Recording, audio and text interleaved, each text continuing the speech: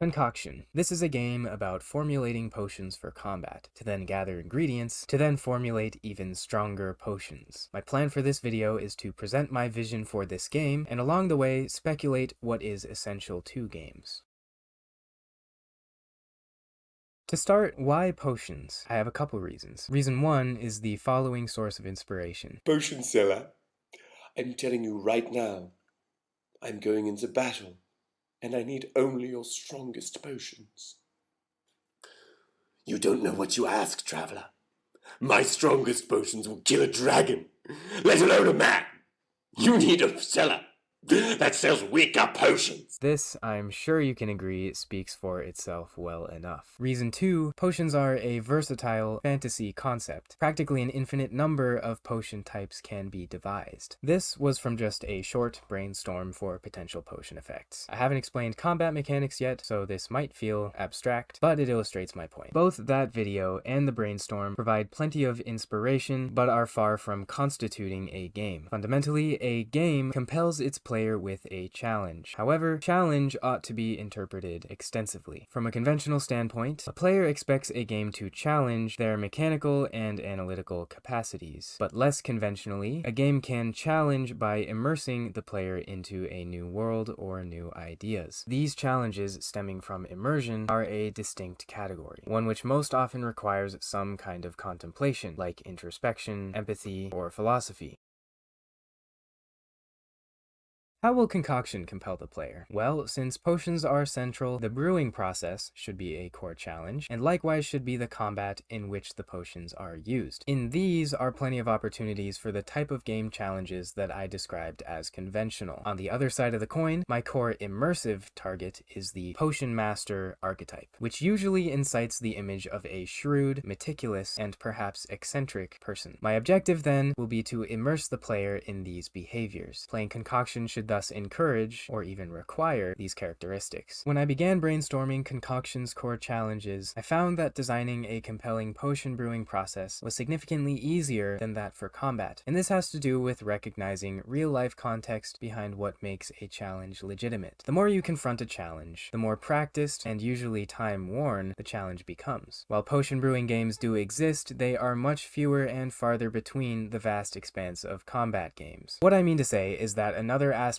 to consider in making a game appealing is some degree of innovation. Otherwise, you've made a game people have already played, which of course compromises the quality of your intended challenge. Okay, so to make a game excellent, in my opinion, means offering good challenges on all fronts. High grades in skill and immersion, polished such that each core challenge compels the player without hindrance. We must not also forget this means innovating. This is all, plainly, extremely hard. So hard, in my opinion, that getting lost somewhere along the creative process is practically guaranteed. But there are tons of excellent games already out there. A convenient segue to one final tangent. Growing up, I had this brilliant music teacher who told me that creativity is nothing more than just borrowing ideas and playing with them to your own taste. This holds true for more than just music, and I think it makes the grand idea of innovation much more approachable. For the sake of falsifiability, I'll briefly play devil's advocate and mention some games that I thought broke the mold so severely that their borrowed ideas would be hard to discern. Both Minecraft and Baba Is You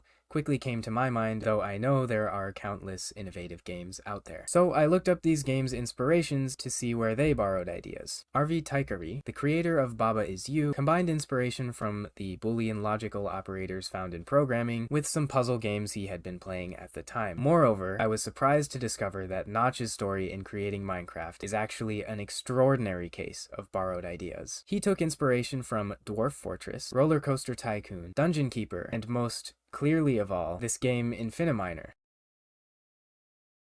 Now, I would never argue that these developers lack creativity. I say all this just to elucidate how feasible innovation really can be, especially if you can cast off any self-doubt. Gathering all these considerations helps build a theoretical basis for finding creativity and attaining quality in my project. If I'm stuck, I can ask myself, what kind of challenge do I wish to offer the player? How can that challenge be realized? Is it polished and new? And if not, where can I next look to borrow and tweak an idea? Finally, we will revisit the main subject of this video, detailing Concoction's intended challenges. Here's your cue. I would greatly appreciate you, the viewer, to comment as much criticism or as many ideas as you're willing to give.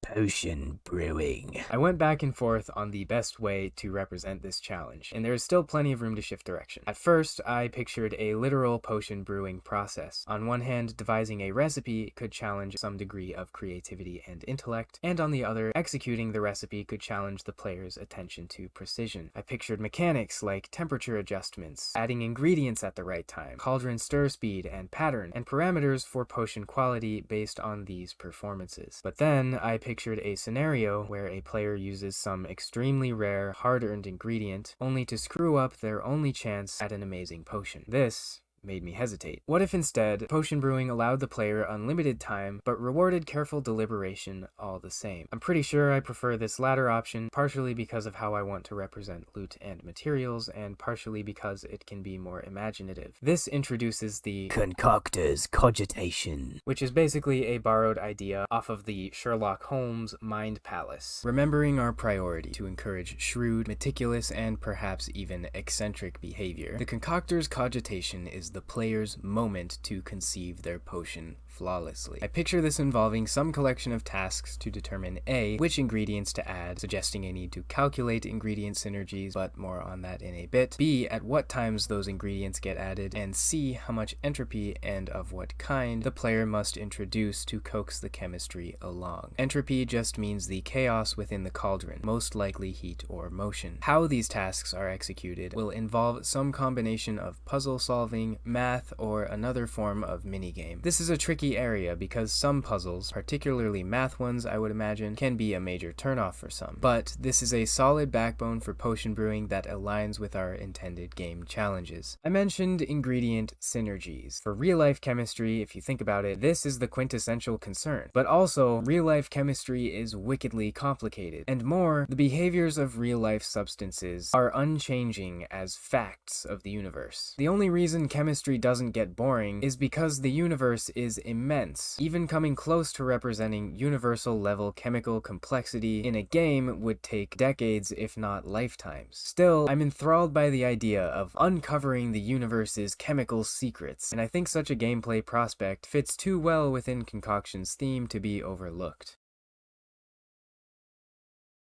Introducing the magical Orrery. The magical Orrery enables and incentivizes the study of ingredient synergies in concoction. An orrery is a model for the placement of celestial bodies in the solar system. Tying ingredient synergies to celestial bodies, which naturally move over time, makes some sense from a mystical fantasy world perspective, and it lets us justify an ever-changing set of chemical laws. I imagine the turn of each in-game month will change the world's celestial alignments, and with those, so too do the world's chemical properties, rekindling the need to study and discover. I enjoy this idea a lot, but as a brief aside, I'll mention one concern. I want to avoid making gameplay excessively complicated, and this is a good reminder to regard empathy for player experience, which is sometimes easy to gloss over in the wake of a cool idea. So here are a couple ideas for quality of life's sake to read and consider if you're interested. Ingredients. On to discussing ingredients themselves. Borrowing an idea from the Borderlands games, I want acquired ingredients to be deeply randomized. In Borderlands, this means each individual stat on a gun. In Concoction, this means each listed stat that an ingredient yields when brewed into a potion. I plan to have more than one ingredient category, and the first is material ingredients, which directly affect the potion. The stats which comprise a material ingredient can vary just as much as that brainstorm I showed earlier on potion types does, to give the player enough to think about. I plan to program material ingredients able to have anywhere from 1 to maybe 6 or 7 different stats to offer a potion. I also plan on making some stats possibly negative. This leads to a follow-up ingredient idea, that of a soul, something which could manipulate material ingredients to diminish or boost desired effects. Ultimately, this allows the player some degree of flexibility. Also, like seen in Borderlands and many other games, I'm interested in ingredient rarity tiers and levels for the purpose of game progression. I've got some concluding thoughts on potion brewing that aren't necessary as dialogue, but that you can read to your own discretion here. We've covered a lot. All that remains now is to discuss game format choices, the combat system, and world design. As proclaimed in the video title, Concoction is my first big game project. This in mind, I'll account for my tendency to be overzealous. Instead, I'll be mature and avoid pitfalls where I can. I briefly considered making this game 3D, for example, but then I'd either need to commission all of my 3D modeling or take it upon myself and become dreadfully over-encumbered by months of trying to learn Blender. Motivated, then, to work within functional boundaries, I decided on a top-down 2D pixel art game. Both 2 dimensions and pixel art limit design fatigue and can even spur creativity, as engaging against constraints often does. Funnily enough, despite it all, I'm still fated to bald young from the pain that is animation. Combat! Here, I aim to borrow ideas from 2 games. The first, if possible, is Hyper Light Drifter, a true masterpiece in my eyes, which inspires swiftness and fluidity in its dashing, striking, shooting, and all combinations thereof. The second is a mobile game called Archero, which respectfully is far from the caliber of Hyper Light Drifter, but which does have an interesting mechanic wherein the player must stand still to attack. This mechanic induces a unique rhythm around positioning, and I think it has untapped potential for innovation. Now, what about potion loadouts? The current plan is to give the player 3 slots to which potions can be assigned. Players can shift between slots, and the selected potion will release automatically by some cooldown stat. The type of release is contingent on the potion's use. What about controls? For the time being, I'm programming with a focus on gamepads. Left stick to move, right stick to aim, as is convention. Since computer mice are so much quicker and more precise for aiming, I'm still debating how keyboard users should aim, but I plan to experiment with arrow keys or IJKL. I'm also considering a dodge roll or dash on the right bumper, and will probably use B, X, and Y for shifting between potion slots. Concoction's world. The player will have a home base, which will house all operations from inventory management to potion brewing to any other miscellaneous stations that end up being worth implementing. Also on the table is player base customization. Outside of the player's base is the world itself. As you'll see, there is still considerable design leeway. Here's what I know for certain. I want adventures to be randomly generated, something that excites me from a programming perspective, and I want adventure difficulty to scale with player level. I'm still debating time formats. I'm leaning toward letting an adventure run infinitely, but I also think 10 to 15 minute sessions could be fun. Lastly, here, I'll show some brainstormed region ideas. My goal here was to take familiar themes and twist, or combine them. Pause and criticize to your discretion. You might be wondering about one last feature, a substantial one at that. I've neglected any mention of a story. I have some rough inspirations stewing in the back of my mind, but until I've arranged a concrete direction, I'm gonna hold off on delving into this. That concludes the video. I hope this whole dialogue has been interesting or at least entertaining for you. This process of writing and recording actually helped me figure out my direction far more than I anticipated, which is awesome. Before writing all this out, my plans were pretty scattered, and I just sort of programmed whatever next felt right without really any premeditated thought. By next video, it will finally be time to jump into code. I'm hoping I can present a style that walks through code succinctly without any loss of necessary detail. We'll see. For now, I bid you adieu and say thanks so much for watching.